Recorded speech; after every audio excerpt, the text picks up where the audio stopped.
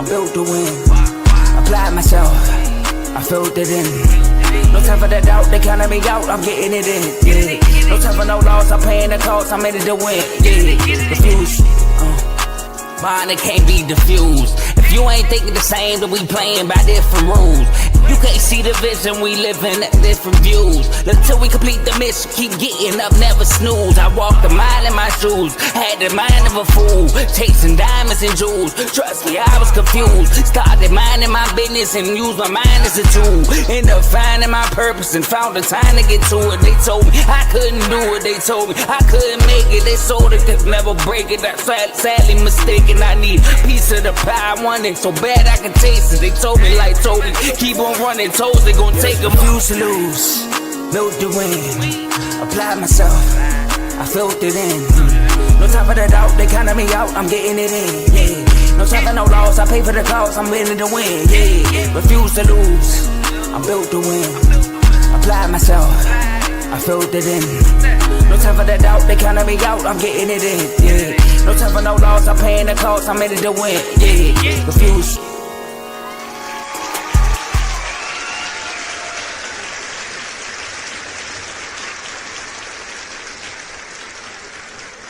We are here. This is Unfazed with myself, JJ, and my boy AJ. We got a great episode for y'all today, man. I mean, we got some basketball talk today for y'all. A lot of basketball talk. I mean, I know AJ excited. His Lakers, Luka, you know, going to war. He got 40 already in 3 quarters as we speak right now. But I'm doing awesome. I just want to know how my co-host doing. AJ, how you feeling right now, man? I'm feeling good, man. You kind of spoke to it, man. I feel like I'm out here looking crazy though. My boy got on a Commanders jersey, the Commanders hat. I should have gotten uniform, man, but it's all good. It's all good. I got on like Yankees and like Cowboys colors of all the colors for me to have on right now. It's kind of crazy, you know what I mean? But Dang. everybody know what side I rock with, man. It's all about the Philadelphia Eagles and my LA Lakers, and I can't wait to talk about them. I can't wait to talk about my Lakers, boy. I can't wait. I had to wear the gear, AJ, because you came out with your AJ Birds, and a few people hit me up was like, "Hold up, Joe, you doing an Eagle show now?" I'm like, "Whoa, partner, whoa, that's AJ show." I was just there for the celebration, so I had to come on and come correct and let everybody know who I represent. I know R2L is green, but we ain't fully green. It's just a little different green, you know. So I had to let everybody know who I represent. Yeah, and that's the Commanders. But let's get right to it, man. The Lakers. AJ, this is your squad. The Lakers are on a 7-game winning streak. They just came off a big win against Houston for a tiebreaker. If in the case, not just with Houston, with Minnesota and Denver. That game was really big for the Lakers, and they actually got it. Right now, the Lakers are winning. It's a 4th quarter. I don't know exactly what the score is, but I know last time I checked in the 3rd quarter, your boy Luka had 40 points. And I don't think LeBron playing this game either. So AJ, he playing. Oh, he playing. Shout out to LeBron James. Dropped on his elbow. I thought he was going to be out for the game. Mm-hmm. Okay. So, AJ, we talked about this before. And I went back and watched it. And I saw when we both said kind of similar things. But the question is, have the Lakers elevated their ceiling since the last time we talked about them? Joe, the basketball fan in me is going to tell you no, right? Because you might get out of the first round, but in the second round, you might have to see OKC. You might have to see the Spurs, just depending on where you fall, right? But I'm not here to be a basketball fan today. I'm not here for it. I'm not here for it, Joe. I'm here to be a Lakers fan and talk about my Los Angeles Lakers. And I'm here to say, hell yes, the Lakers have elevated their ceiling so long as they continue to play this way. Defensive numbers up, offensive numbers up. And I keep going back to this. I said this on the last episode, and I'll say it again today. The X factor for the Los Angeles Lakers is not Luka Doncic. It's not LeBron James. It's not Austin Reeves. One would argue it's Marcus Smart, but I'm not going to make that argument today. It is DeAndre Ayton. If DeAndre Ayton can tap it, he don't like being a Clint Capella. They want me to play like Clint Capella. But if he can tap into that more often than not, The Lakers could be a real threat in the Western Conference if he just focuses on blocking shots, getting rebounds, being a lob threat at the rim, being like a Gafford or being like a Lively that played for the Mavs. If he just focuses on that role, that changes the dynamic of what this team can accomplish and puts it on a whole nother level, Joe. First things first. I want to go in order. Austin Reeves. I got so much respect for Austin Reeves because first couple seasons he was okay. You seen what he could do, but he hadn't fully tapped into that. The most notable series he had was that series against Memphis where, LeBron started to defer to him a little bit more, allow him to run the offense. So we saw him kind of run the offense, get into the flow of things, gain confidence, right? Last year, we seen his numbers kind of skyrocket a bit as well. He started to progressively get better. The Lakers started to trust him a little bit more, but then they ran up against a buzzsaw in the Minnesota Timberwolves, and it was just a matchup nightmare for him. He couldn't defend on the defensive side of the ball, and on offense, between Anthony Edwards, and Conley and Jaden McDaniels and all those guys over there, I mean, they strapped him up all series long. He could not move. He couldn't move. Even when he got in the paint, Rudy Gobert down there, he dominated the paint. Crazy enough, against us, he dominated the paint. And so he struggled all postseason long. But he came into the season and improved his game overall, especially offensively. Defensively, he can still be a little shaky. But he can be scrappy at times defensively. He could jump passing lanes and things of that nature. Shooting better from the tray, shooting better from the field. He missed a ton of time this season due to injury, right? If he didn't miss time, Joe, he'd have been an all-star. He'd have been an all-star had he not missed time, right? So he's playing on another level. Now let's talk about LeBron James. Now, I have been one that's been super critical of LeBron as of late. Super critical. Because I just feel like at this point in time, as a Lakers fan, I'm tired of dealing with LeBron. It's not like an AJ Brown situation where he doing a whole bunch of talking I don't like and a whole bunch of trolling I feel like it. But it's like on the court, it's LeBron. So you defer to LeBron or you expect a certain effort from LeBron. Some games he can go, some games he can't. He takes up so much of your salary cap. You can't build a team around Luka because you got Bron hogging up all this space. But now he has taken the role fully of being just a Swiss Army knife. I'm not looking to score every night unless I needed to. I'm not looking to rebound every night unless I needed to. I'm not looking to defend. Whatever is needed of me on any given night, I will go out there and do. So if I need to run the offense, I'll do that. A lot of times nowadays, similar to the postseason, I'm just focusing on defense and I'll get the fast break points, right? I'll get the breakaway dunks. I'll jump the passing lanes. I'll get the offensive rebound and put it back up. I'll hit the occasional step back three. Shot clock running down, I might hit the turnaround fade. Like, he is now just fully embraced his role. And then you get to the Don. Luka Doncic. Last few games. Let's get this right.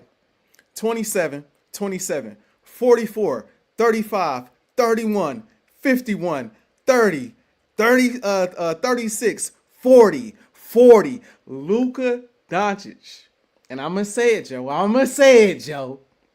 Luka Doncic is making a late push for MVP. I said it. I know you went SGA. You know what I mean? I know I mentioned Jaylen Brown. You know what I mean? I know it's a lot of guys. I know K, unfortunately, went down with injury, but K was in the conversation, right? Wemby. Of course. But what Luka is out here doing right now, dominating to the level that he's dominating, hitting shots from the outside, facilitating, getting guys involved, actually making good effort on the defensive side of the basketball. Haven't seen this version of Luka maybe ever. I don't know what has clicked, what has shifted over these last 10 or so games, but he's actually making an effort on the defensive side of the ball. And the last thing I'll mention before I pitch it to you, I've been super critical of JJ Redick. But JJ Redick has made adjustments. JJ Redick has played his scrappy players. JJ Redick has given Marcus Smart more burn, and he deserves a lot more attention as well. We see Vando here and there getting a little bit more shot. We see him adjusting that lineup. We see he's got his team playing how they need to play. Now, as far as this ceiling is concerned, I'm nervous about that second round. The first round, it just depends on, like, if you see Minnesota again, I ain't gonna act like I ain't gonna be nervous about seeing Minnesota again, just as we saw what we saw last year. It just is what it is, right? But if you don't see Minnesota and you see the Rockets, a team that we about to talk about pretty soon, right? And you see the Houston Rockets, I got full confidence against the Houston Rockets, and pretty much everybody, even at this point, the Denver Nuggets, I have confidence against the Denver Nuggets as well, the way they have played. Now beyond that round. You play OKC. You play this, most likely in this case, if you stay in the third seed and OKC stays at number 1, you play the Spurs. It get a little shaky. I ain't gonna lie, it get a little shaky. Yeah, because Wemby and them boys is no joke. But when you got a player like Luka playing the way he is playing, Bron playing at the level that he is playing, AR pitching in, and our defense slowly elevate. You know, over the last 10 games, we got the seventh rated defensive rating in the NBA. Now again, is this something that is going to continue? We'll see, because you know the Lakers defense is very hit or miss. So I'm not gonna say the Lakers gonna be a top 10 I'm not, but I'm just saying as of late, I would be lying if I didn't feel as though they have elevated their ceiling, and I give them in a series against the Spurs, just off of energy, which they have shown me they can have, just off energy and experience, a puncher's chance against the Spurs. And that's all you need. You just need a puncher's chance against a young team like the San Antonio Spurs. This ain't the Warriors of old. This is not OKC that's already won the NBA Finals. This is not even the Denver Nuggets, right, who has a ton of experience. A team that's young, going up against a giant like LeBron, a giant like Luka. Wemby is Wemby. We know how he is, right? And I have a ton of respect for De'Aaron Fox, obviously as well. He has his own playoff experience and is a baller in his own right. But looking at the rest of that team, how do they play when the lights get bright? When you got to go to LA and win maybe a home game or a away game or two, depending on how your games in San Antonio go. If Luka's hitting on all cylinders and we playing like how we've been playing as of late, I give us a puncher's shot at the Western Conference Finals. I'm just going to say it. Joe. We have absolutely elevated our ceiling.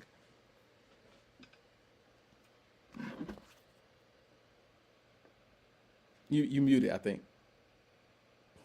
AJ, there you go. I know people watching right now was like, this man delusional. Like I said, I tweeted this and I put this in the R2L chat. Luka got my delusion. he got it spiking right now. It's spiking right now. The way he played, he got me like, yo, it's possible. I'm just saying. But let me say this. I'm drinking the same Kool-Aid. I'm with you. There it is. Hey, we're going to agree on this one right here. We're not going to disagree with this one. AJ, now, for those who don't know, I'm a Luka Doncic fan. All right? When Luka went to the finals, I picked Luka to beat the Clippers.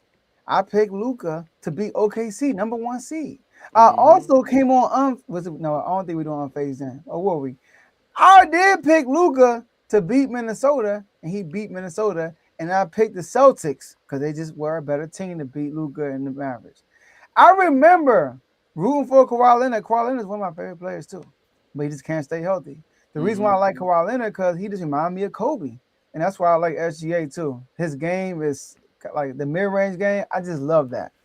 And watching Kawhi Leonard go against Luka when Luka didn't have as much help as Kawhi Leonard, and being scared of Luka. Like watching them play them, I'm like, this dude Luka is incredible. There's no way. Like, there's no way he could be this good. You tell me this team he got with the Mavericks is going toe-to-toe with the Clippers? What's going on here? I became a believer in Luka Doncic. One thing about Luka Doncic, he elevates his game in the playoffs. What you see right now, expect more. It's just hard to believe. We're talking about a guy who dropped 40 back-to-back games. 40-point back-to-back games we're talking about. Against Houston on the road and now against Miami. 40 and 3 quarters. AJ, Come on now. So the Lakers are getting right at the right time. Yep. And this is the time you want to get because they started off slow, kind of similar to that Mavericks team that went to the finals. They started off slow, but the Mavericks made a couple of trades. The Lakers just got healthy. People forget early in the year, one of the three was always out. even LeBron was out. LeBron started off the season with an injury. Then Yep. when he came back, Luka got hurt, and then Austin Reeves was out. Then Luka came back. Austin Reeves back out. LeBron, and now they got all. Then they had all three together, but the roles weren't set. You know, like the questions were like, I remember you came on the last episode when we talked about this, and you like, one of y'all gotta come off the bench. And I'm sorry, bro, it gotta be you. You know, shout out to my boy Griffey. He came out and said that LeBron should be the third option and focus more on the defensive side of the ball. And now, guess what? Everybody in the media is saying it now. Shout out to my boy Griffey, right? So, and that's what's going on. LeBron, like that Houston game, I feel like is the perfect example of what the Lakers been looking like these last 7 games in the win streak. LeBron is getting his where he can get his.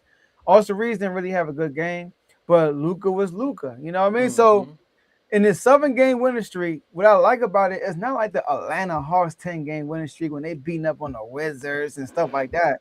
We talking about the Lakers. They like that Hawks winning streak. The best team they beat in that winning streak are the 76ers. Like, let's be real. This Lakers win streak, 7 games, about to be 8 when they most likely beat Miami. Rockets twice, Nuggets, Timberwolves, and Knicks. So 5 of the 7 teams are in the top 4 seeds, except for the Nuggets. Nuggets are a top 4-ish seed for real. Their seed is not it, but you get what I'm saying. They are top. They are one of the top teams in the league. So 5 out of the 7 teams they have beaten are in that. We trying to go for a championship type of hole, right? So that's a good sample size right there. In those 7 games, the Lakers are 6th in offensive rating, 8th in defensive rating, 1st in field goal percentage, 7th in turnovers, like turnovers given up, which is good. They take care of the ball. Luka Doncic doing that stretch, 38, 9, and 8. Woo, crazy. Austin Reeves 23-6. Bron 25-5, shooting 64%. By the way, like you said pregame, he was 13-14, only missed 1 shot. And shout out to JJ Ajae, the only shot he missed, he flopped. Anyway, right. That was funny. But I agree with you 1,000%. The X factor on this team is DeAndre Ayton. DeAndre Ayton in the stretch is 12-9 with 70% field goal percentage. Did you know that the Lakers are 17-3 when DeAndre Ayton has a double-double? Crazy. By the way, I just got a notification on my phone. Luka Doncic in March, 4 games with 40 points or more, 3 games under 30. He got more games scoring 40 than he does scoring under 30. That's crazy. He is cooking. And March is a long month, by the way. But anyway, we ain't at the end yet. But I like what I see from the Lakers. Now, so back to the ceiling part. I think their ceiling is the Western Conference Finals. I don't think they'd be OKC. Yeah. OKC got too much depth. They got a guy on the other side who can go toe-to-toe with Luka. And, I mean, I just saw a game. I'm hyping up Luka against the Houston Rockets. I just saw SGA against the Nuggets drop like 35 with 15 assists and 1 turnover. Yeah. What? How is that even possible? So, and hit 2 daggers. He hit a dagger 3, and then they got a 4-point play. He said, I got to do another one. I got you. Has he stepped back? Another 3. Like, we're talking about the MVP right now. And I'm with you. Luka's making a late MVP push. To be honest with you, he might be number 2. Yeah. It's him and Wemby. Because Jaylen Brown kind of took a step back, in my opinion. He did have a 40-point game recently, but the Celtics haven't been like making noise. They had that stretch against the Spurs. That was Jaylen Brown's moment was against the Spurs and the OKC Thunder. He got ejected with the Spurs because of the ref. And then OKC, they just didn't win. He did play well, but they didn't win. You got to win in these MVP races. So that hurt him. And then you got K's situation. He's not going to be eligible for no awards if he missed 5 more games, and he's going to miss at least 2 weeks. So I feel bad for K. I just want to say that. But he is making a late MVP push. He might be number 2 or 3 because he is leading the league in scoring, and they're number 3 in the West right now. And Luka defense, I saw this Luka with the Mavs, and they went to the finals. That year when they went to the finals, he was playing defense. Now I think he's playing a little harder now because he look a little more slim. That's why. But right. But Last thing I want to say is this: the Spurs, right? I'm with you. I'm a Wemby guy. Wemby to the end. I trust Wemby. I don't think Wemby's going to crumble at all. I think Wemby's going to elevate his game. Wemby is somebody that I can depend on in the playoffs without even seeing him playing in playoffs. The type of person he is. Like, he's the type of guy that adjusts to the situation. Just seeing him in the All-Star break, seeing him reading a book in the locker room, he has the mentality to overcome stuff like that. Now, the rest of the crew, I mean, there are only 3 guys in our roster that play minutes play minutes on this team on a regular basis. They got playoff experience. Luke Cornett, I mean, let's be real. He's probably the weakest link on the Boston roster that won the championship. De'Aaron Fox, that's my guy, but he never won a playoff series. And Harrison Barnes, who ain't win a playoff series since Steph Curry was babyface assassin. So my thing is that lack of experience playing a team with LeBron on it could be dangerous. But OKC, I think, is too powerful. So I would say their ceiling, yes, it has elevated because they found roads with each other. JJ Redick came out and said, we are at our best when LeBron has a 3rd highest usage rate. Is this a knock on LeBron? I think LeBron is better than Austin Reeves as a player. But for this team, LeBron is better defender, better off ball, more athletic. It just makes sense offensively. Ain't smart. Smartest dude in the NBA. People might say Jokic. I say LeBron. And he had most athletic too, right? So he sometimes I be thinking DeAndre Ayton is LeBron. I be looking at it, I'm like, oh, that's DeAndre Ayton. You know what I mean? Right. So it just makes sense for him to be off ball more, and because Austin Reeves he's better on ball. This is how it is. And they're gonna be nice on the stat sheet. You would say, dang, LeBron was the second best player. Like last thing is Houston. So I would say they ceiling Western Conference Finals. Yeah, like it's important for the Lakers to continue to allow Austin Reeves to ascend and be comfortable in his role. Be comfortable, like, listen, Austin, we're gonna sign you to a long-term extension this offseason. You're gonna play alongside Luka and kind of be, not to compare him to Kyrie, but you're gonna be that Kyrie to Luka as you continue to ascend. Like I said, you got to instill that confidence in him now and going forward. Like LeBron is LeBron, but LeBron is at a stage in his career where he doesn't need to be that guy. He don't need to be a number 2. He don't need to be a number 1 to win a championship. He don't need. It's too much on his body at this point, and it's dang sure too much on his body come postseason time. I'm going to read these numbers off, and then I want to say something after this. You brought up the last 7 games. I want to bring up the last 10. Okay. Over the last 10 games, they 9-1. They second in the NBA in field goal percentage. They're second in the NBA in plus minus. They're second in the NBA in net rating. And they're second in the NBA in assist to turnover ratio. Number 1 in the NBA in opponent 3-point percentage. Like they're bringing energy on both sides of the ball. Now, this is my challenge to my Lakers. Because if I'm being transparent, we was here last year. We were here last year. They were the 3rd seed in the West. They had a better record than they did at this point last year. Like they had a better record last year than they did at this point. And I came into the playoffs like they going to the finals. That was my mindset. Like the Lakers, everybody hitting on all cylinders. We can do this week. But then we got to the playoffs and they came out flat. Game 1, they was flat. Game 3, they was flat. I understand that Luka is the type of player that is a dominant player, but at times he kind of got like an old man game. He don't really push the pace that often. You know what I mean? Especially in the playoffs, he slows down all the way. Sometimes it works for you, sometimes it don't. LeBron he can be similar. He can run the floor and things of that nature, but LeBron is naturally an older guy. My challenge to these guys this postseason is to bring the energy every night. There are no back-to-backs in the postseason. There are no back-to-backs. So there's no excuse for these guys. And I get it. LeBron's older. Maybe he don't. But Austin Reeves, Marcus Smart, DeAndre Ayton, Luka Doncic, whoever else is out there, bring their energy every night and you have a chance to make a serious run. Because believe it or not, you had a chance to make a run last year. You had a chance to knock out the Minnesota Timberwolves. But y'all didn't bring the energy every night. Luka had a game where he was sick and wasn't able to bring it. Game 1, y'all was super flat. It's like, like there were moments where, like, I remember vividly in that series, like LeBron was one of the few guys that brought it every night. LeBron had it on mainly on defense, and then I believe it was game 3.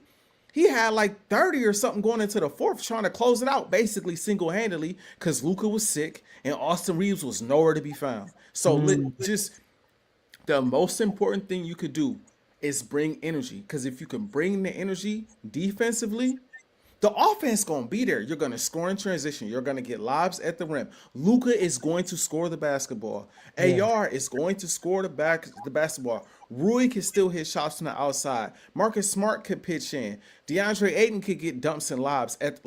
It's there for you. But all you gotta do is bring the energy. All you gotta do is play like you want it. And that's why I absolutely love the fact that LeBron, Luka, and I believe AR are all playing tonight. Cause that shows me they believe. They serious, It shows man. me they believe. Like, yo, we hot. Let's continue to build this chemistry with the three of us on the floor. Let's continue to ride this way. Because if LeBron don't believe, LeBron ain't playing tonight. You played the Houston Rockets in Houston, not back-to-back, but 2 straight games. I think it was 1 day in between. Then you got a back-to-back. Then you got another game on a back-to-back in Miami. Bron ain't playing. Bron is out there. Luke is out there. It just goes to show, I think JJ finally got in their head. And the last thing I say is, what's working now, use it in the postseason. Don't get in the postseason and all of a sudden DeAndre Ayton ain't on the floor.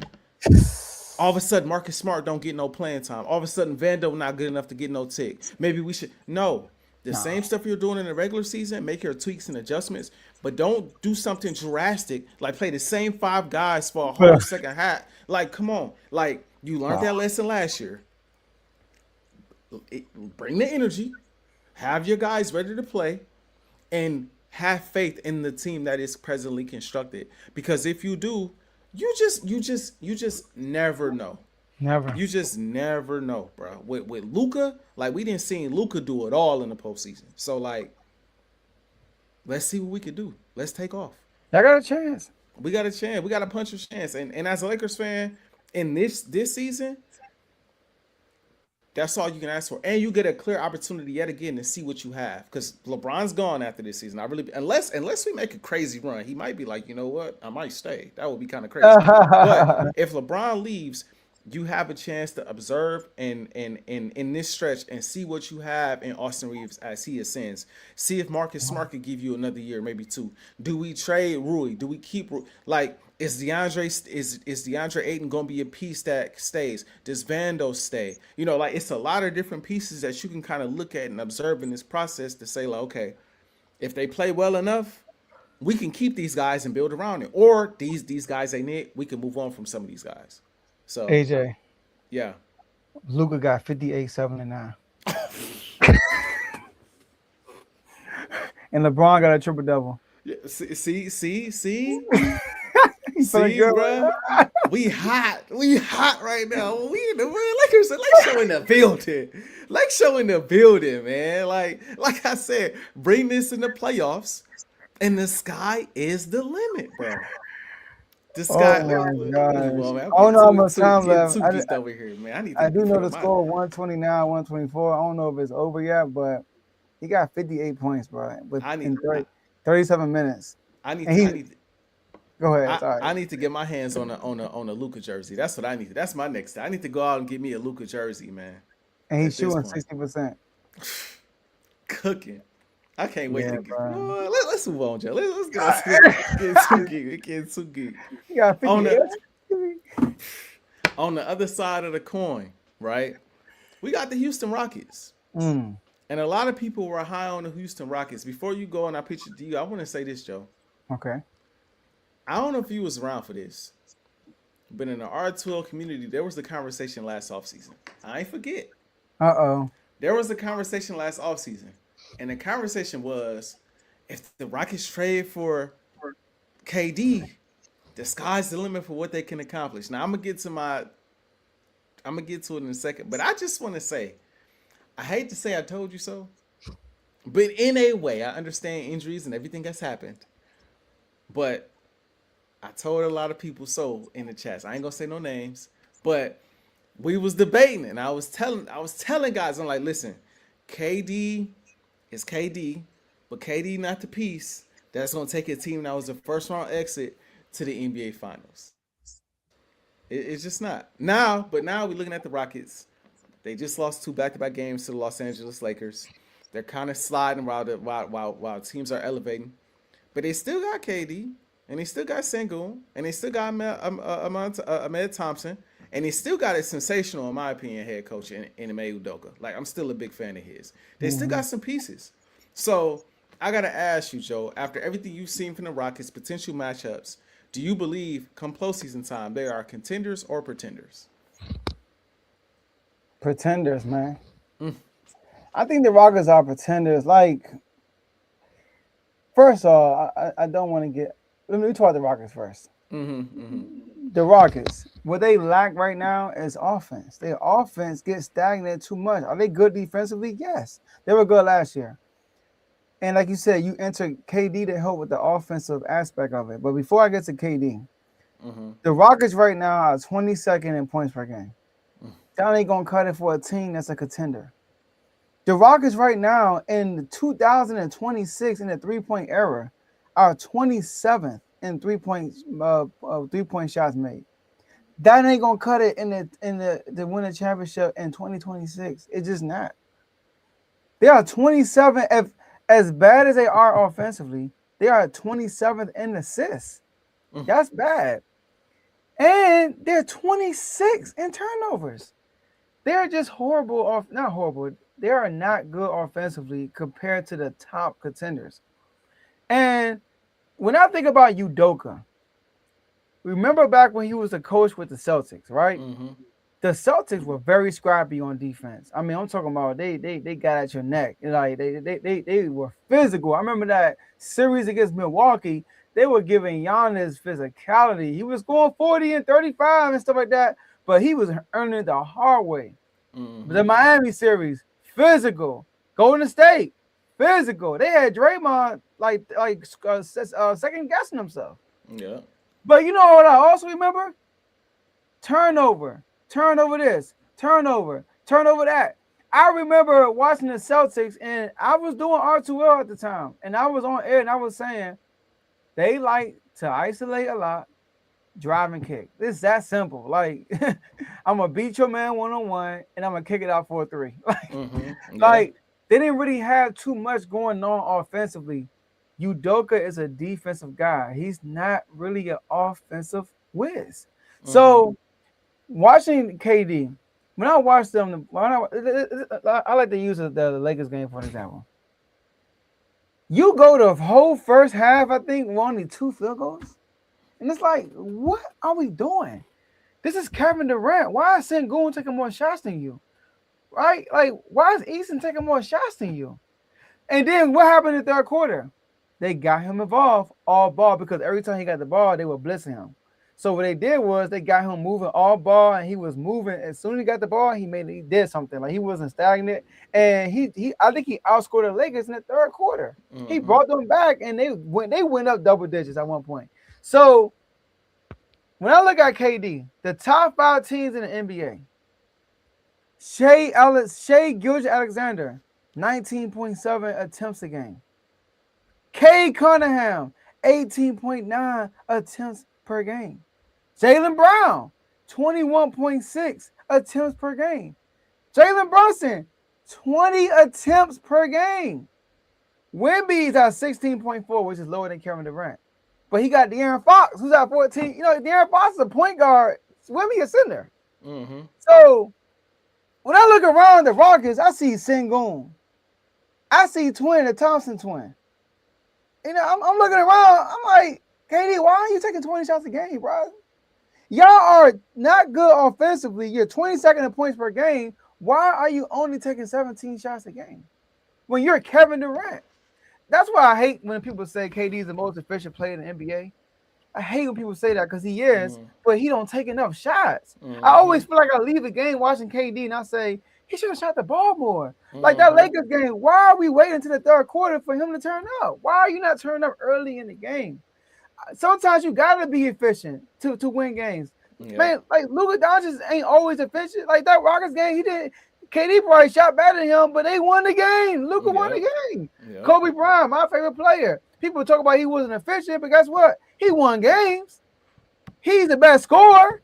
So if I'm the best scorer, I need to take the most shots. If I'm the best scorer by far, I need to take the most shots by far. Now, I get it. If there's a system in place, like where you were with the Warriors, you might not take a bunch of shots. But something tells me, because you said it in your opening statement, it was a debate in the chat. I don't remember, so I wasn't in it probably. Mm-hmm. I wish you would name drop. You know, I want to know who said it. But tell me backstage. I'll tell you backstage. I'll tell you backstage. Tell you backstage. But you said it. Yes. Is KD the missing piece for a first round exit team? And I had to sit back and think about KD's career. And I'm like, yo, if KD don't have another superstar next to him, is he going to win something? Like, can KD carry? Now, KD is much older today, but can he carry a team? At this point, I don't think he can. So they are pretenders. They will not beat the Spurs. They will get mollywopped, I feel like, by the Spurs. I feel like they will lose to OKC also.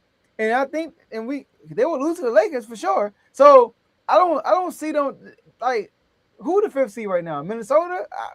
Yeah. They might be a first round exit again. I don't know. They ain't getting past the second round for sure though. So I'm gonna say pretenders. Joe, we talking about shot attempts. Right now he has 17.7. Last year he was at 18.1. The year before that 19. The year before that 18. The year before that 16. The year before that 18. 21 times his whole career. That's not really him, and it's dang sure not him at this point in his career. I want to go back to what you just said. Because you brought up a bunch of players, and I thought you was going to hit on what I was going to hit on, but you didn't. You went to shot attempts. I'm going to go to something else. Okay. You said SGA. You said Wemby. You said Jalen Brunson. You said Jaylen Brown. You know what else all of those players have in common, bro? They're young. They're young, bro. At this point in time, the only player in that generation of basketball that I believe could really take a team to a championship, Steph Curry. Steph Curry. And the only reason why I believe in Steph Curry like that is because out of all of them, he's the one that recently won the championship, right? Of all of them. But number two, the pressure that he puts on the defense. Steph Curry is Steph Curry no matter the age because he's shooting the ball from 50 feet and he's moving constantly off ball. That's not LeBron at this point in his career. It's not really KD at this point in their career or anyone else in that class. I told people, and it wasn't just the R2L community, I said KD, as great as he is, KD is not a number one on a championship team. He can no longer be the best player on a championship team. That's not a slight on KD because I just got through saying the player I believe is the greatest player of all time can't be the number one option on the Lakers right now. He can't. He's not physically capable of doing it. And at the moment, did you just see another Luka stat or something like that? Yeah, 60, bro. I knew when you did that. That's what it was. I knew when you did that. That's what it was. But no, okay, but you good. I knew what it was as soon as you said it because I'm over here looking at the score. That's on Bam too. see, I'm like, bro, It's Luka. I can't wait to go back and watch. But anyway. He is not able to be a number one option on a championship team anymore. And that's not a slight towards him. He's just at that age in his career. Something else I brought up. You spoke to it. KD was at his best when you had Harden and Russell Westbrook. He was at his best when you had Steph Curry and you had Klay Thompson. He was at his best when the team was already stacked and loaded, and then he came and took you over the top. But they already had superstars in place or stars at the same age that he could grow with. That is not this situation. Sengun, Ahmed Thompson, all them guys are not at that level yet. They are still growing as players. Can they get to that level? Maybe. Especially Ahmed Thompson. I think Dog's a baller.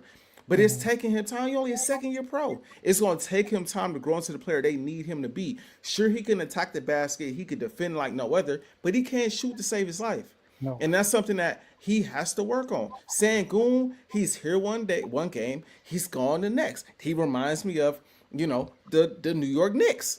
You don't know what you're going to get from him. One day he gonna ball, the next day he not. So a lot of it falls on Kevin Durant to carry the offensive load. And the moment you double team KD, he gonna turn the ball over or he gonna pass the ball to someone who can't make a perimeter shot. These are things that I said initially. Now I will say this. It is unfair to have this conversation and not bring up the fact that Fred VanVleet is out. Because Fred VanVleet makes a huge difference. You take the ball out of KD's hands a little bit more, so he's not on the ball a little bit, as much. He comes from in front of the defense. Now he can go to that low block. He can run that baseline a little bit. He could be not Steph, but KD can move here and there off ball too, get to his spots, rise up and shoot. That is more so KD's game, opposed to bringing the ball up and getting doubled at half court, getting trapped off the pick and roll. He's at his best when he's surrounded with shooters. That's when KD is KD. Right now, without Fred VanVleet, you don't have no shooters. Can't nobody space the floor. KD is the shooter. He is the scorer. And I think that's the issue with them. You don't have a floor general right now, right? And you don't have anybody that can space the floor when they take the ball out of KD's hands. On top of that, I think we also got to mention the fact that Steven Adams got hurt, and him being out to start the year for the most part has been a big time miss as well. Right? That because now Sengun down there banging, trying to get boards, trying to fill that role also while playing his role. And it's been okay. He ain't been bad this season, but it's better when you have somebody down there in that paint that can get those offensive rebounds, get those putbacks, really bang down low and make it a little bit easier on your big. So I'm not going to act like them missing those players means nothing, because those are two staples. Fred VanVleet and Steven Adams are two staples with this team that they need. That they absolutely need on both sides of the basketball. But I stand by, I called it from the jump, dropping KD in with this basketball team, right? It's not going to take you from the first round to the NBA Finals. I know what it looked like, right? It's different when you got a young team with a head coach that has some experience in the NBA Finals. They all believe in each other. They all play off of each other. They have similar games. They look different. They play different. But now you take out one of those young pieces in Jalen Green and you insert a legend like KD, and it shifts everything. They get a ball to KD and they just watch him. Yeah. What he gonna do? What he gonna do? And then he comes off the ball and they just like, oh snap, 5 seconds left. What? And it's like turnover. Something happens. It's like, yo, like it's all bad. And then even when KD doesn't have the ball in his hands and he's off the ball to start the possession, they literally play your turn. Kendra Perkins said this. They literally play your turn, my turn basketball. Okay, Ahmed, you attack the basket, see if you can score. Okay, KD's your turn. Let's see if you can get a bucket. Okay, Sengun, your turn. Let's see if you. Nobody's moving. Nobody's putting any type of pressure on the defense. And whoever has the ball 9 times out of 10 is in a position on the basketball floor where 10 eyes is on them at all times. And not even the best can score under those type of circumstances. So at the end of the day, I agree. The Rockets are contenders. They could be contenders potentially if Fred VanVleet was available and Steven Adams was available. I still think though, come postseason time, they're still. And I said this last year. After the first round, it's over with. After the first round, it's over with. That's just where I stand. Yeah. That's just where I stand. And that was before the season started. Now? Oh, they won and done. They won and done. Yeah. It's like the point guard aspect of their team is so crucial, and it shows up a lot in the fourth quarter. The turnovers start to pile up. They have a negative plus minus in the fourth quarter because they don't have a facilitator or a leader. I don't want to be that guy that's saying KD ain't a leader, but Fred VanVleet for sure is a leader though. Yeah. You know, like I mean, he's a leader. He was a leader last year in the playoffs. He was the only one that was consistent and showed up. And he's that point guard that can settle things down. They do not have that. They have Reed Shepard, but he's more of a scoring type guard. He's not like a facilitator. He's what you thought Dillingham could have an opportunity to be. You know? Yeah. So yeah. I'm glad he with the Bulls. He gets opportunity now. But they don't have a point guard. So, and like you said, KD, it's like, hit, KD here. Go.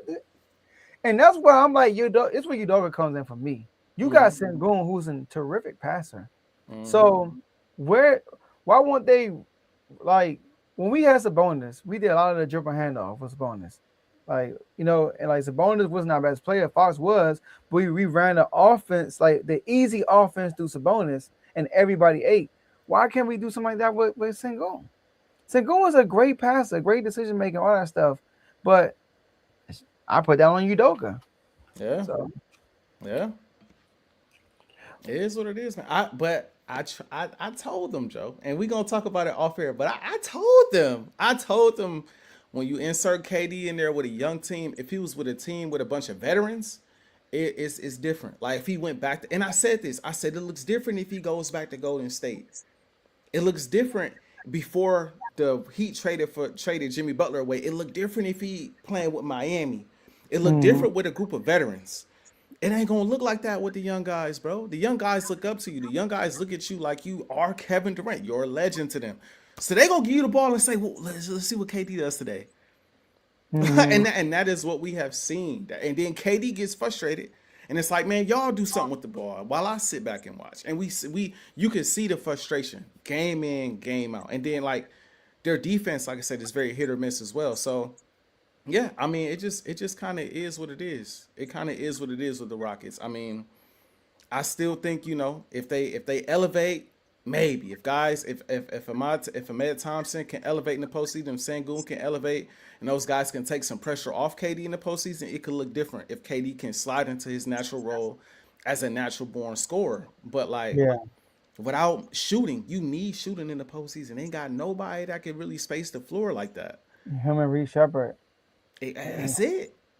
That's it. Yeah. Like it gets ugly. Now I want to say this. We got a Philly fan in the comments, and I was just about to tell bro in the comments like, yo, I got an Eagles pod. We Eagles brothers. We gonna talk about the Eagles. I see you in this comment section talking spicy, and I just want to say, if you don't care for Woods takes, why are you here? that's all. If you don't care for the takes, why are you here? I think this brother you don't have to be there. You don't have to be here. I think this brother put up that be going on Hurts. I think. Oh yeah, see, bro, don't even need. See, he really don't need to be around. I don't know. It might be him. I don't know. There's a Philly fan with the same Eagles logo that pops up in the R2 show, and he be killing Hurts, bro. Like, yeah, see, somebody like that. So, see, I can see now why we wouldn't get along. You know what I'm saying? Because real Eagles fans that's been around through the gutter and seen it all, have nothing but respect for Jay Hurts because he's delivered us our second championship in franchise history. You know what I mean? Real Eagles fans understand that. Real Eagles fans understand we've never seen a franchise quarterback wear our colors win a championship. You know what I mean? Yeah. But my thing is, for anybody watching, if you don't like Woods takes or AJ's takes, you don't like JJ's takes, you ain't got to be here. You ain't got to be here. You know what I'm saying? That's all I got to say. But I got something to say. I want to ask you a question. Denver Broncos. They made a trade with the Miami Dolphins, and they kind of gave up a lot. They gave up a first-round pick for this year, a third-round pick, and they swapped fourth-round picks with Miami for Jalen Waddle. They got another receiver to pair with Cortland Sutton. We all know they went to the AFC Championship game. They beat Buffalo. They were the number 1 seed in the AFC. They dethroned the Chiefs. But then Bo Nix get hurt, and they almost win the game and get to the Super Bowl without Bo Nix. So now with the new addition, what they have with Jalen Waddle, they led the league in sacks last year. They got an elite defense. They got arguably the best cornerback in the NFL. Now they have another receiver, another weapon to add to that offense, ran by Sean Payton, who usually don't make trades like this. AJ, should the Denver Broncos be favorites in the AFC? Absolutely. I believe absolutely. As we stand today, they should be the favorites in the AFC. Now, you could throw some teams out there. Obviously, Baltimore belongs in the conversation. Obviously, the reigning defending AFC champions, New England Patriots, especially if they get A.J. Brown, that shifts things, they should be in the conversation. The Buffalo Bills with DJ Moore absolutely belongs in the conversation. And if Patrick Mahomes comes back and he's Patrick Mahomes, the Chiefs got to be in the conversation as well. That's just what it is. You could even throw teams in there like Jacksonville. It's other teams in there you could throw in there that could potentially be in the mix. But this Broncos team was already formidable. This Broncos team was already legit. Bo Nix is taking that step, right? This defense is not going anywhere. This defense is going to be on another high level, just like it was last year and the year before, this upcoming year as well. And now you add a guy like Jaden Waddle to this team that can really space it out, be that deep threat opposite of Cortland Sutton. Like the way the Broncos played this past season was like the defense is gonna carry us, and our quarterback is going to make the plays necessary to win games. He might not almost like Jalen Hurts, almost similar to the fit. Like this defense is gonna go crazy, and then when we need to make a play, our quarterback is gonna make that play. We might have to come back in games. We might have to just hang on for a win, whatever the case may be. But that formula got them all the way to the AFC Championship game before he got got hurt. All the way to the AFC Championship game before. So the way I see it is this: you could make the argument they win the Super Bowl. You could make the argument the Broncos win the Super Bowl if Bo Nix doesn't get hurt, and I wouldn't refute that argument too much, especially given how Seattle played in the Super Bowl. Like you could, because Seattle did not look good in the Super Bowl. Seattle's defense did. Seattle's offense was hit or miss, and the Broncos' defense is better than pass defense. So you could make the argument Bo Nix makes a few more plays, right, in the Super Bowl than Drake May, and they win. Now I don't know. I'm not saying I would make that argument. I'm just saying the argument could be made, and it will be kind of hard to refute it, given what we've seen from the Broncos in the postseason. And then again in the regular season, I think they was a team that was kind of slept on because they won ugly so many times, but this team was undefeated. This team rattled off, I don't know, what was it, 13, 14 games straight, something along those lines? Like they balled all season long. And so, yes, I have a ton of respect for the Ravens and what they have done, but I've now seen a few too many seasons where they fall short. I'm sorry. I've just seen it. You add Trey Henderson, I think that helps your defense. You need a receiver more than you need any, in my opinion. You need a receiver more than you need anything on defense. Because the thing about the Baltimore Ravens defense is it might start slow, but it always end the season strong somehow. They always figure it out. And they always seem to end the season on a high note on the defensive side of the football. Offensively, you need another weapon come postseason time for Lamar Jackson. You just do. You need a let's just say a AJ Brown, or let's just say a Jalen Waddle, or somebody else that can space that field out to make it easier to run the ball and make it easier on Lamar Jackson to take off and run and throw the football. And you need offensive line help because that offensive line was abysmal last season. So they still have questions on offense for me to say that they are the favorite in my opinion, right? The Buffalo Bills are the Buffalo Bills. I don't really have anything negative to say about them. I just like the Broncos a little bit more right now.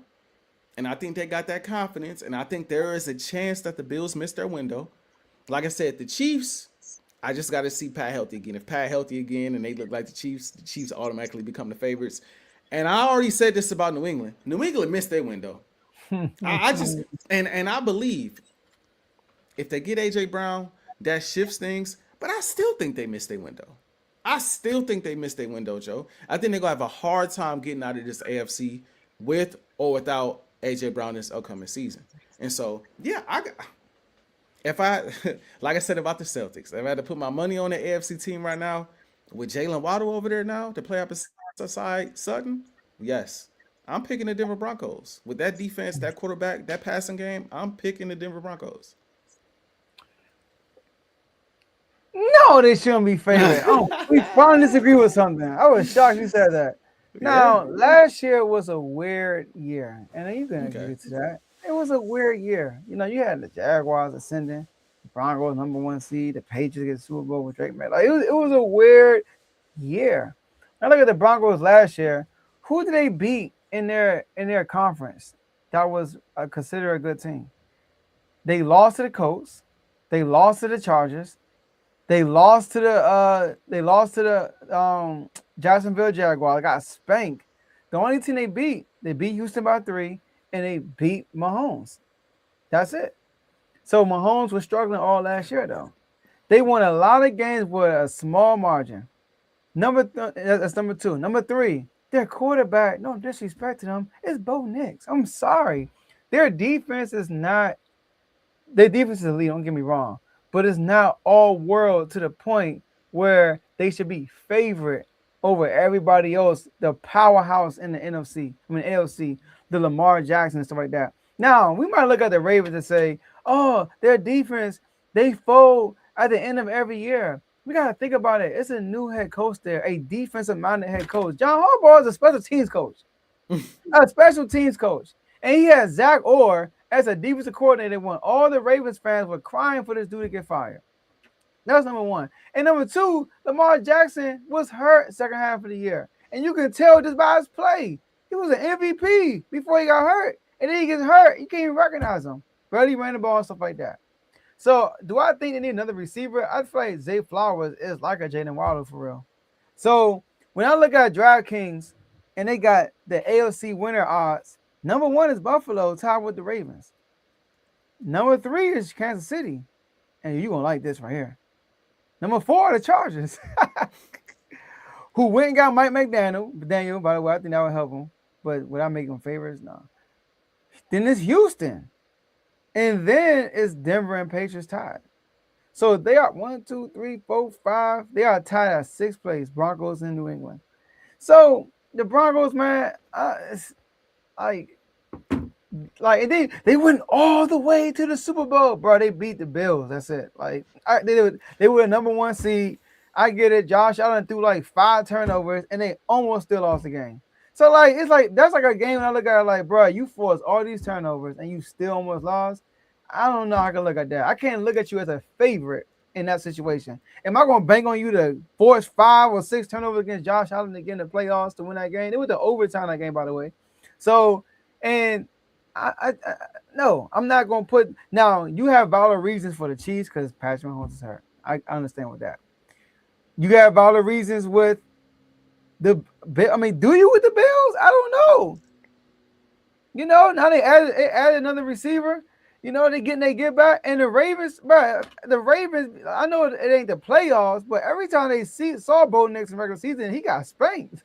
So if the Ravens meet the Broncos in the playoffs, give me the Ravens this year for sure. So no, the Broncos should not be favorite. Too much pressure for a young team like that. See, I can't. Last year. See, I can't go with them narratives, Joe, because those narratives were killed last season. We can't say they didn't really play nobody all season, Joe. They played and they beat the Texans. They played and they beat Philadelphia. They played and they beat the Green Bay Packers. They played and they beat the Chargers. 4 playoff teams. The Chargers rested their players when they beat them. Okay. So at least 3. Yeah. At least 3 playoff teams that they beat before the playoffs. Now, you can say, oh, well, the Eagles wasn't the same team, and, oh, Green Bay looked different around that time, or maybe the Texans wasn't the same team. And that's all fine and dandy. You went up against a hungry Buffalo Bills team, a hungry Josh Allen squad that felt like this is the year. This, no Pat, no Lamar, right? You ain't got. It's just me out here. It's just Josh Allen. I could carry us over the top against a team that's led by Bo Nix. We should be able to beat them in advance to the AFC Championship game. And then you beat them too. And in the playoffs, Joe, you know this better than anybody. It don't matter how you win in the playoffs. I don't care if you got 10 turnovers and you win by 1.5 points. I don't care if you got no turnovers and you win by 0.5. It's about winning in the postseason. The Buffalo Bills would have been a tough out for anybody, no matter who they played or how they played. Nobody in this playoffs is going to smoke the Bills in either conference. I don't care if you pull Seattle. I don't care if you pull New England. It don't matter who it would have been. Josh Allen was going to give anybody a run for their money. No matter if Josh is turning the ball over or not, we know Josh good for some turnovers. He knows how to recover and make plays. And they made plays down the stretch. It just so happens that the Denver Broncos made more. That defense forced turnovers, right? And Bo Nix and the offense capitalized on those turnovers. Can we say, they're going to force Josh Allen into a bunch of turnovers again in the postseason? Maybe not. But does that automatically mean the Bills are going to beat them? Not necessarily. Just because you don't force turnovers don't mean you can't get stops. Don't mean you can't get 3 and outs. Don't mean you still can't make plays on the defensive side of the ball. The Broncos again, one of the best defensive teams in the National Football League. This defense is fully capable of getting stops and keeping games close, even without turnovers. They did it almost all year. So I'm looking at this Broncos team right now. I was in that camp at one point. I can't believe in them because of Bo Nix. I can't believe in them because of how it looks. But Joe, them boys was still winning. And whatever it took, they found a way to win. We had questions about them going to the postseason. Are they going to be able to score enough? They put up 33 points against Buffalo. Granted, Buffalo don't have a juggernaut defense. But you still, if you would have told me going into that game, Josh Allen was going to give you 30, I'd have said Buffalo probably winning that game because the Broncos ain't scoring 30 plus, and they went out there and gave you 33 to win that game in OT. So the way I look at it is, Bo Nix is clutch, bruh. All last year he was clutch. It might not be pretty. It might be ugly, but the way they play is kind of built for the playoffs. Like, this game is gonna be ugly, it's gonna be grimy, it's gonna be gritty, but we gonna grind out a win. They did it all season long. They did it in the playoffs when it mattered most, and then they lost their starting quarterback. And even when they lost their starting quarterback, they still could have went to the Super Bowl without him. They still could have beat the Patriots and went on to the bowl without Bo Nix. Come on, bro. At some point, we got to put respect on this Broncos team that just got a lot better with the addition of Jalen Waddle. The offense got a lot better with that piece, bro. And we can't sleep on that. We cannot sleep on that. See, you made a statement. It don't matter how it looks. It's how did you win in the playoffs. I can say the same thing about the Patriots. Bro. But yet the Patriots window was closed. So, like, when I look at the Patriots and the Broncos game, first of all, it was a blizzard. And do I think if Bo Nix was in there, they would have blew out the Patriots? No, we probably got the same type of game, but the Broncos probably would have squeezed it out at the end. But it would have been the same type of game. So, like, those two teams that made it to the AFC Championship game, bro, I looked at both two teams. I don't see them as I'm going to just put them as the favorite the next year, because how you win also matters on how I'm going to project you about next year. If Bo Nix plays, how does that game look? They probably win, but it's not going to be no blowout because the Patriots defense is good. The Patriots, and the Broncos, in my opinion, I don't want to be disrespectful to the Patriots, but the way the Patriots looked in the postseason compared to how they looked in the regular season was completely different. The Broncos looked like the same team in the regular season as they did in the post. Whatever needed to happen for them to win, they went out there and did. The Patriots went from Drake May went from all pro to abysmal in short order, bro. He looked, and again, they did win whatever was necessary. He also made plays down the stretch. But if we talk about 3 games to Bo Nix won, though. That's true. But again, if we talking about how a team look, the Patriots. I don't want to be Teddy like this. I know Teddy is going to see this and hear this. The Chargers game, though, in the first half, it was ugly, but you could see why, because first playoff game. But then after that first half, Drake May turned up. The Patriots was a team that I can't compare to the Broncos because the Patriots had the easiest schedule since '99. They had the easiest schedule since '99. Can't fight you on that one. So going into the playoffs, they hadn't played nobody for real. Yeah, they played Buffalo. They did beat Buffalo. I give them Buffalo because that's the one team I'm pinpointing come playoff time that the Broncos beat. So I give them that. But outside of Buffalo, they didn't have a Philadelphia or a Jacksonville or a Texans or any team like that they had beat like that. Yeah. You could throw the Buccaneers in there, but the Buccaneers proved to be suspect, right? Like, there's as a Bucs fan pops up in the comments. No disrespect to the Buccaneers. I know you like seeing Eagle fans, but you don't like seeing us though. My bad, bro. My bad.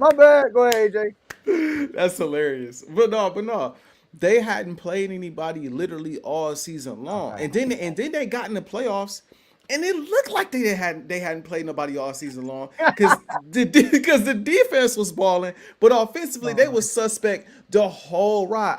When they got to the AFC Championship game, I looked at them. No, scratch that. When they got to the Super Bowl, I looked at them, no disrespect to them, and I picked them to win. But I looked at them as a team that didn't belong there. Like, no disrespect to them. But given how they looked given the teams they played in the regular season, and then given how they played in the playoffs, I'm like, bro, the Patriots dang near don't belong here. Just look how they look. And then it showed in the Super Bowl.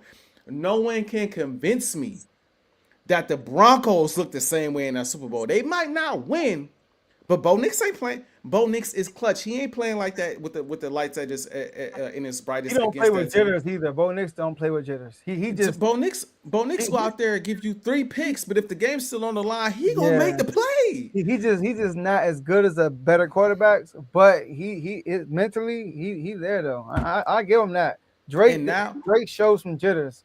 Exactly. And now you got a player in which you could throw him a slant or a screen pass, he could take it to the house. You could throw him the deep ball, he could take it to. You got a game changer on offense now. I just think that instantly makes their offense, which was their weakest link, their offense in their pass game instantly got a lot better. Obviously, Waddle got to stay on the field. He got to be healthy. Yes, right? that's key. That's a big thing. But if he's healthy and he's on the field, that instantly changes the dynamics of their offense. And if their offense can give you 23 to 24 game, it's gonna be lights out. Because defense is for real.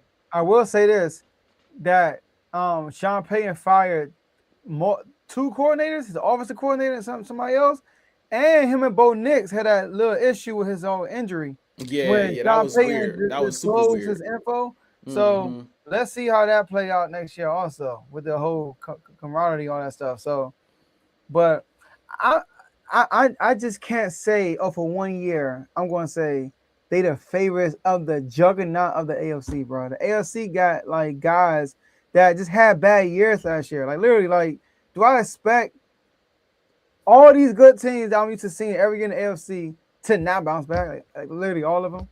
And they all made a change. Like the Bills went and got a new head coach. The Ravens went and got a new head coach. The Chiefs went and ran, got Airbnb and got Kenneth Walker. Like it's go ahead. I got a question.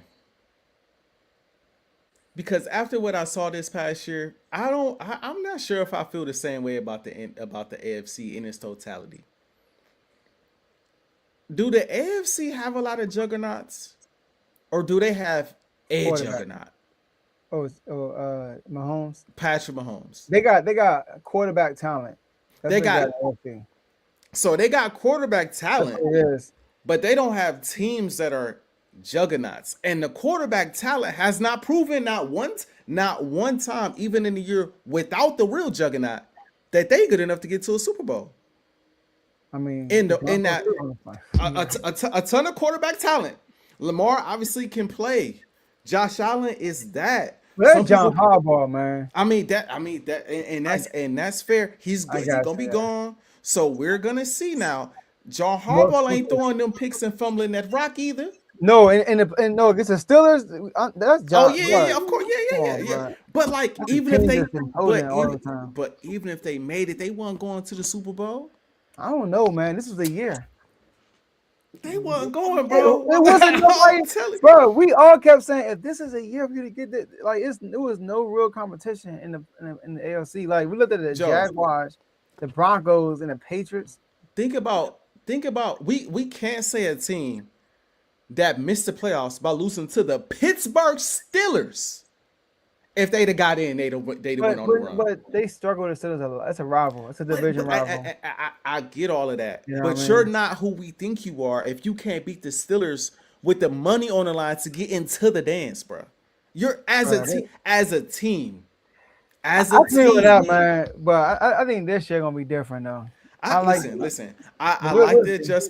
adjustments that the Bills. I like the DJ Moore move a lot. I like the fact that the Ravens have a new head coach. But what I'm saying is, I think in this AFC it's gonna get interesting because now you got young quarterbacks with like Bo Nix coming into this season with Waddle. He gonna be confident that he could go out and beat a Josh Allen. He gonna be confident. I could go beat a Pat. I could go beat a Lamar. Like Once you have that confidence that you're that guy, I was just in the AFC chair. If I'm Bo Nix, I'm thinking to myself like, man, last year was my year. I just got hurt. I like You know what I Waddle, mean? but Waddle ain't like AJ Brown up like that. No. Let's not get over our But head. and I agree. What I'm saying is he don't have to be. What I'm saying is he's just another threat out there on the field with Cortland Sutton. Cortland Sutton, one of the more underrated receivers in football, in my opinion. He he was killing my dog Q. Lord have mercy. Yeah, he be having his moments. I be like, what the world? That was real. I'd take the glass off on that one. That was it was tough. It was tough. You know what I'm saying? So Cortland Sutton he got my respect. He one of the more underrated receivers in the league. And when you pair a big body receiver like him up with a Waddle, all I'm saying is he might not be AJ, but that makes your offense better. And I don't think their offense needed to be that much better because this defense is just that dominant. Josh Allen, Lamar Jackson, and again, Pat got to get healthy. But those are the two quarterbacks that you're looking at to kind of take the mantle if Pat is not around. And they haven't really proven against the best of the best, especially defensively, they are able to elevate to that next level. Bo Nix has shown me I got a chance to get to a Super Bowl, bro. I'm just saying, bro. I'm just saying, bro. And I'm not saying that they're better players. I'm not saying Bo is better than those two guys by any stretch. I'm almost ready to say, though, with the money on the line,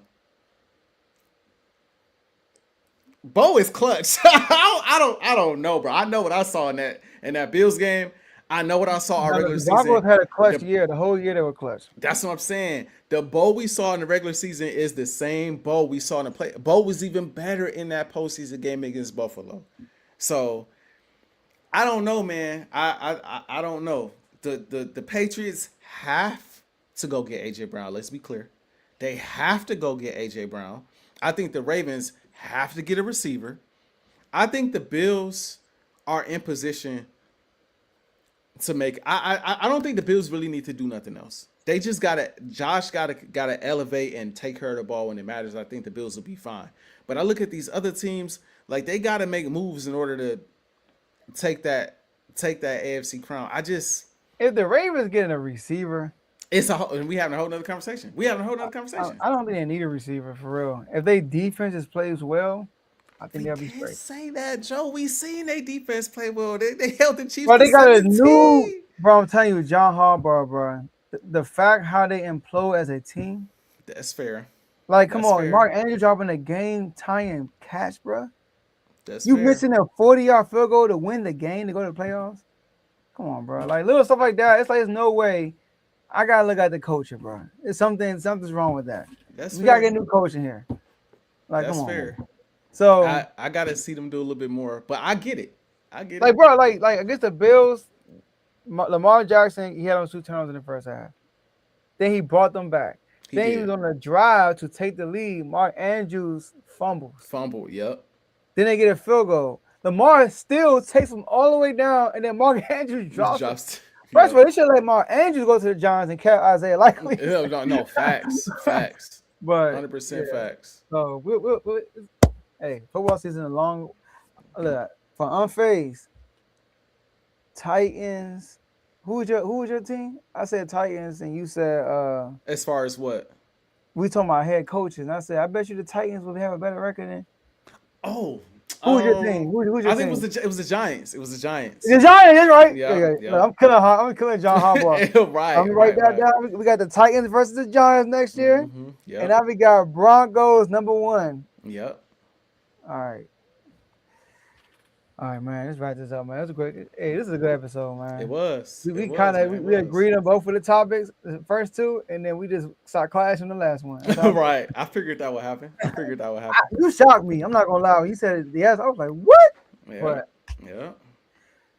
Shout out to everybody that's watching, all 70 of y'all. We appreciate it. If you can, just hit the like button on whatever platform you're watching this on. But whatever platform you're watching this on, migrate to YouTube if you can. We put most of our content on YouTube. You can either my channel or AJ's channel. You can see on the top of the screen, Refuse to Lose Sports or Timeout for Timeout. Mm-hmm. So shout out to everybody that's watching on both platforms. Man, y'all see what I'm doing? Commanders. We looking. I like what we doing so far in the free agency. Let's see what we do in the draft. 49ers. I get it. Brandon Ayuk did y'all dirty, but come on, man. Just let the man go. And I do want to say this. Draymond Green came out and tried to kill the Warriors fans. Because they want him traded. And what I don't like about Draymond Green saying stuff like they were losers, kind of like throwing it into the Warriors' face that y'all were nothing before I came. He gotta stop saying that. If anything, say before we came. Say that before we came. And number two, they appreciate you for who you were, but for what the team needs now, you need to provide either more or go help recruit more. One of the two. You either gotta go bring over a superstar, or you gotta develop something and become a co-superstar with Steph Curry, which we know it ain't gonna happen. And that's why they want to get rid of you, because the problems you cause is not worth the headaches you cause is not worth the record that shows on the team. And we all saw what happened when Clay and Steph got hurt. Y'all were in the lottery, second overall pick. So pump the brakes, be more humble, and just say, you know what? I got to be better. I'm not living to my own expectations. Warriors fans, you can count on me to give you my all. We would do X, Y, Z. But to kill your Warriors fans who root for y'all, I can't stand when people do that. Show some more appreciation, man. They appreciate when you was winning, but you got to realize you got to be winning. If you're not winning, they want to win. So I just want to get that out there. And my Kings, AJ the Bastard, 35 points in the first round. I think they lost, but hey, we cool with it. Go ahead and rest your body up and get ready to get drafted by the Sacramento Kings. Hey, man, my final words, man. Shout out to everybody watching on the R2L channel, everybody watching on my channel. We appreciate all the viewership, all the comments, everyone, even the hater comments. We appreciate it all. Like, subscribe, share, comment. Like Joe said, migrate over to YouTube and do everything I just said again. Like, subscribe, share, all of that good stuff. Leave a comment. Let us know. Even give us topics. Y'all want to hear stuff that we want to, you know what I mean? Y'all want to hear us talk about things that you want to hear about? Let us know, and we'll get to it on the next episode, man. First thing I want to say outside of me saying appreciate always doing the show with my boy JJ Joe Jordan. It's always a pleasure. Always a fun episode when I get to, link up with my guy and do the pod. Duke Blue Devils, don't do this to me this year. Don't do this to me. Not this year. Not this year, bro. I'm in a few brackets this year. I'm in a work bracket and I'm in an R2L bracket. And I'm checking the score at work. I'm seeing y'all down at half to the 16 seed. I can't even name the school. I forgot the name of the school. Y'all, I don't need this from y'all. I don't need this year. Come out and play like the best defensive team in this tournament. I don't know what we're doing. I don't know. Let's not do that. That's the first thing I want to say. Get that out the way. It's the first thing I want to say. Let's get it together. Now, Lakers. I like what I see. Luka just dropped a 60 burger, okay? Now, I don't like what I saw on the defensive side of the ball because I gave up 126 points. I don't like that. That's one of them hit-or-miss defensive games, but I get it back-to-back. I understand energy might not have been there. But keep doing what you're doing. Luka running the show. Austin Reeves being number 2. LeBron filling in, do what he need to do. You love to see it. The sky is the limit so long as y'all come out, play with energy, and Luka is Luka this postseason. The sky is the limit. Just got to put that out there. Eagles. Number one, Eagles fans, y'all already know, man. AJ's Birds. I'm dropping fresh episodes. I'm dropping reels. Y'all just make sure y'all tune in. At AJ's Birds on Instagram. My TikTok is still AJ2K, so y'all make sure y'all tune into that. And the YouTube channel, as you can see, is at the top of the screen. I got my green screen. I got my dog. He told me backstage he gonna make me a background. Listen, it's about to get spicy. And we got a lot of stuff to get to. A couple moves have been made. I'm hearing AJ Brown. He out of the building come June 1st. So it's a lot to get into. So y'all make sure y'all stay tuned to that. But outside of that, Eagles fans, trust Howie Roseman. Trust Howie. If you don't trust nobody else aside of QB1, because you need to trust QB1. I mean, the resume speaks for itself. But if you take him out of the equation, Howie Roseman has a plan. You see, he just went out there and got Hollywood Brown. He'll say he got a speedster out there to be a number 3 receiver. In my opinion, might be a bit of an upgrade from Dotson. In my opinion, You know what I mean? I think just off the numbers and what he's accomplished, I think he is a bit of an upgrade over. He's more of a speedster. Dotson is more of a technician. So, and I do think Dotson had a bit of a higher ceiling, but that's a conversation for another day. I like the move to get Hollywood Brown in the building, get that speed out there. It's clear that this offense, we want to be fast, and I like that. I like to see that. And do you probably go draft the receiver, you know what I'm saying, high in the draft, probably make him your number 2 receiver, and we rock out from there. How are we going to do what he do on the defensive side of the ball? Like, he just freed up a bunch of cap space. I think we like top 7 in cap space out the blue. I mean, just like I said, trust in Jeffrey Lurie and Howie Roseman to figure this offseason out, forget all the talk, and tune in to AJ's Birds. And I'll just bring you that fresh content, that refreshing content. You might not like what I say all the time, but it's always gonna be real coming from a real Eagles fan. All right, that's all I got to say about that. But like usual, man, Joe, I'm feeling good. It's been a good episode, and as long as the Duke Blue Devils don't scare me like that again, I will continue to remain unfazed. Unfazed.